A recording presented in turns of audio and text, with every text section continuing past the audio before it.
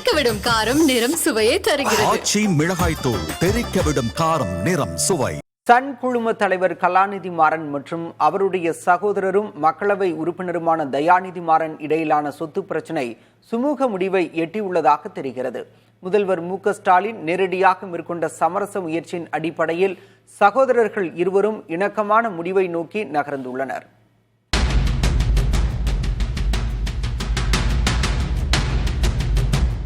சொத்து பிரச்சனையில் கலாநிதி மாறனுக்கு தயாநிதி மாறன் நோட்டீஸ் அனுப்பியிருந்தார். இந்த விவகாரம் பேசுபொருளானது. இதனைத் தொடர்ந்து மாறன் சகோதரர்கள் ஒற்றுமையாகவும் இணக்கமாகவும் செல்ல முதலமைச்சர் மு.க.ஸ்டாலின் அறிவுரை வழங்கியிருப்பதாக தகவல்கள் தெரிவிக்கின்றன. தம்பி தயாநிதிக்கு கூடுதல் பங்கை தர அண்ணன் கலாநிதி ஒப்புக்கொண்டதாகவும் தகவல்கள் வெளியாகியுள்ளன. முன்னாள் மத்திய அமைச்சரும் கலைஞர் மு. கருணாநிதியின் சகோதரி மகனுமாகிய முரசொலி மாறனுடைய மகன்களான கலாநிதி மற்றும் தயாநிதி இடையே சொத்து பகிர்வு தொடர்பாக முரண்பாடுகள் இருந்து வந்தன. இந்நிலையில் தன்னுடைய சகோதரரான கலாநிதிக்கு வழக்கறிஞர் நோட்டீஸ் அனுப்பிய தயாநிதி அடுக்கடுக்கான முறைகேடு குற்றச்சாட்டுகளை கலாநிதி மீது வைத்திருந்தார். இதற்கு பதிலாக சிறு அறிவிப்பை வெளியிட்ட கலாநிதி இது குடும்ப பிரச்சனை என்று சொல்லி முடித்துவிட்டார். தென்னகத்தின் மிகப்பெரிய ஊடக குழுமமான சன் குழுமத்தை முன்வைத்து உருவான இந்த சகோதர சண்டை கார்ப்பரேட் உலகில் மட்டுமல்லாமல் தமிழ்நாட்டை ஆளும் திமுகவிலும் அதிர்ச்சி அலைகளை உண்டாக்கியது. 2026 சட்டமன்ற தேர்தல் நெருங்கி வரும் சூழலில் ஆளும் திமுகவுக்கு எதிரான அஸ்திரங்களில் ஒன்றாக எதிர்க்கட்சிகளால் இது பயன்படுத்தப்படலாம். தவிர சன் குழுமத்துக்கு எதிரான வட இந்திய நிறுவனங்களும் இதை பயன்படுத்திக் கொள்ளலாம் என்ற அச்சம் திமுகவினர் மத்தியில் உருவானது. இத்தகு சூழலில்தான் தன்னுடைய குடும்பம் சார்ந்த இந்த பிரச்சனையை நேரடி தலையீட்டின் கீழ் தீர்த்திருக்கிறார் தமிழக முதல்வர் மு.க.ஸ்டாலின். மணி கண்ட்ரோல் வெளியிட்டுள்ள செய்தியின்படி சமீபத்தில் மாறன் குடும்பத்தினரை தன்னுடைய வீட்டிற்கு வரவழைத்து பேசியிருக்கிறார் ஸ்டாலின். சகோதரர்கள் இணக்கமாக செல்லும்படியும் அதுவே நிறுவனத்துக்கும் குடும்பத்துக்கும் நல்லது என்றும் கூறியுள்ளார். தயாநிதி தரப்பு கவலைகளை கலாநிதியிடம் பகிர்ந்து கொண்ட அவர் கலாநிதி தரப்பு நியாயங்களையும் தயாநிதியிடம் எடுத்துச் சொல்லியதாக தெரிகிறது.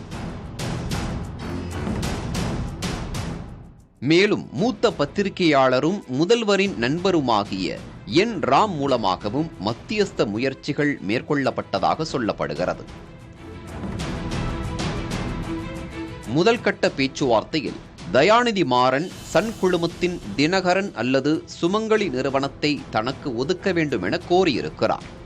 ஆனால் கலாநிதி மாறன் இதனை ஏற்க மறுத்ததால் பேச்சுவார்த்தை தடைபட்டதாகவும் இரண்டாம் கட்ட பேச்சுவார்த்தையில் கூடுதல் பங்குகள் வழங்க ஒப்புக்கொள்ளப்பட்டு தீர்வு காணப்பட்டதாகவும் சொல்லப்படுகிறது.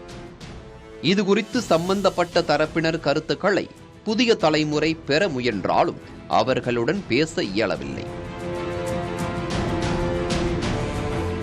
குடும்பத்தின் மூத்தவர் என்ற வகையில் முதல்வர் மேற்கொண்ட முயற்சியை மாறன் சகோதரர்கள் இருவரும் ஏற்றுக்கொண்டதாக வெளியான தகவல் திமுகவினருக்கு ஆசுவாசத்தை உருவாக்கியுள்ளது. முன்னாள் மத்திய அமைச்சரும் திமுக எம்பியுமான தயாநிதி மாறன் அவர்களுக்கும் அவருடைய சகோதரர் கலாநிதி மாறனுக்கிடையே சொத்து பகிர்வு தொடர்பாக முரண்பாடுகள் இருந்தன. இந்த சூழலில்தான் தன்னுடைய சகோதரர் கலாநிதி மாறனுக்கு நோட்டீஸ் அனுப்பியிருந்தார் தயாநிதி மாறன். அடுக்கடுக்கான குற்றச்சாட்டுகள் முன்வைத்திருந்தார். இதற்கெல்லாம் ஒரு சிறிய அறிவிப்பை கலாநிதி வெளியிட்டார். இது எங்களுடைய குடும்ப பிரச்சனை, இதனால் எந்த ஒரு பங்கு சந்தையில் பிரச்சனை ஏற்படாது அப்படின்றத ஒரு அறிவிப்பை வைத்தார். இதனைத் தொடர்ந்து இந்த பிரச்சனை தமிழக முதல்வர் கவனத்திற்கு எடுத்து செல்லப்பட்டது.